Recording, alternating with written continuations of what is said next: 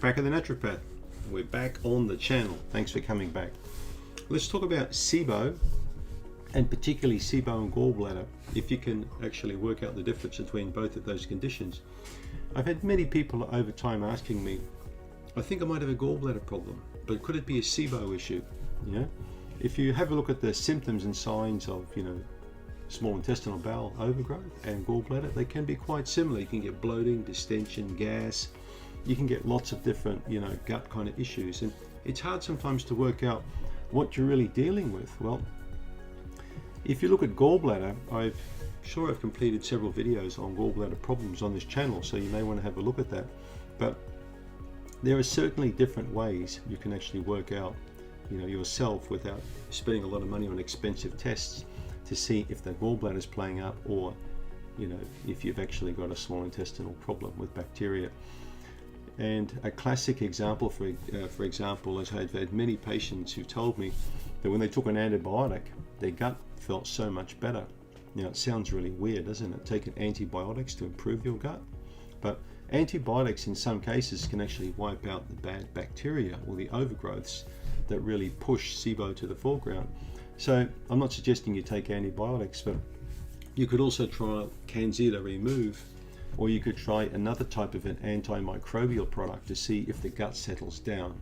Now, if it's a gallbladder problem, the gut's not going to settle down when you take an anti kind of a product, okay?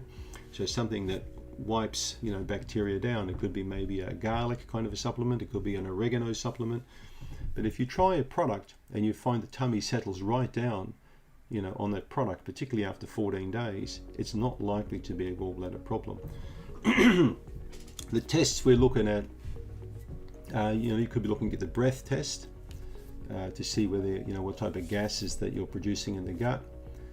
If it's hydrogen or methane, so that can give you, an example, but that's more of an expensive test.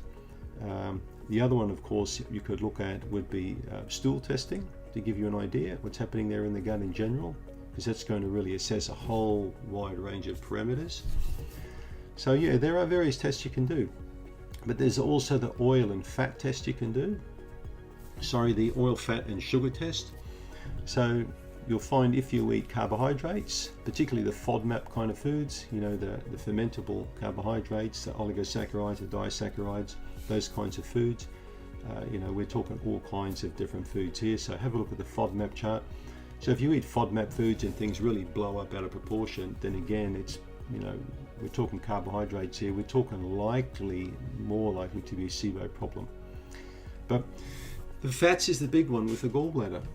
So when you consume fats, do you feel sick? If you've had a deep fried meal, for example, if you've had too much olive oil, or too much of any kind of oil or fat or butter, does it make you feel queasy and sick and burpy and nauseous? And that's more of an indication of the gallbladder problem.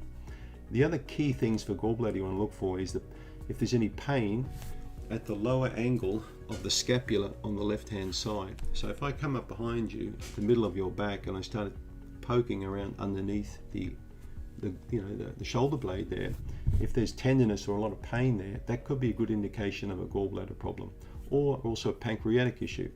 So pancreas and gallbladder can give similar kind of issues. Look at the stool, okay, because the gallbladder stores bile. Now bile's released, and if bile's not working properly, the stool's going to appear quite pale. This could be pancreatic dysfunction or gallbladder problem. So look for pale colored stools. Look for intolerance to fatty foods, butters and fats and Mars bars and crap like that, especially deep fried food. So these are sort of things you look for. Constipation can be a big thing with, also much more so with gallbladder issues than with SIBO.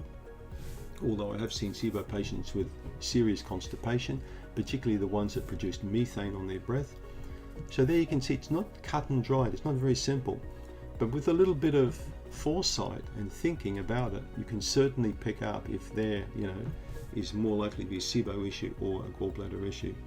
So we think of the 4 F's with gallbladder, okay? Fat, fertile, forty, and flatulent. Sounds disgusting, eh? So bigger people, farty people, people around 40 or 50, often females, sometimes history of oral contraceptive pill, People who have a really strong desire for chocolates. Give me the chocolate, give me the chocolate. So those kind of people can be more prone to gallbladder problems, right?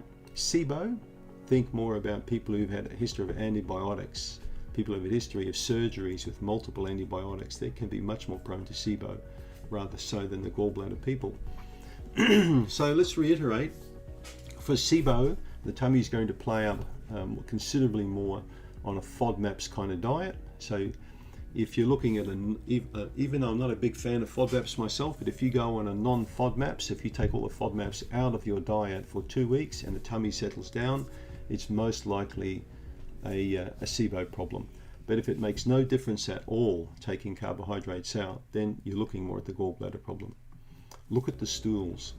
SIBO people are not prone to really pale stools as much as the gallbladder people. SIBO people are not prone to the intolerance to fats and chocolate and things like that that the gallbladder people have. So that's it. Thanks for tuning in.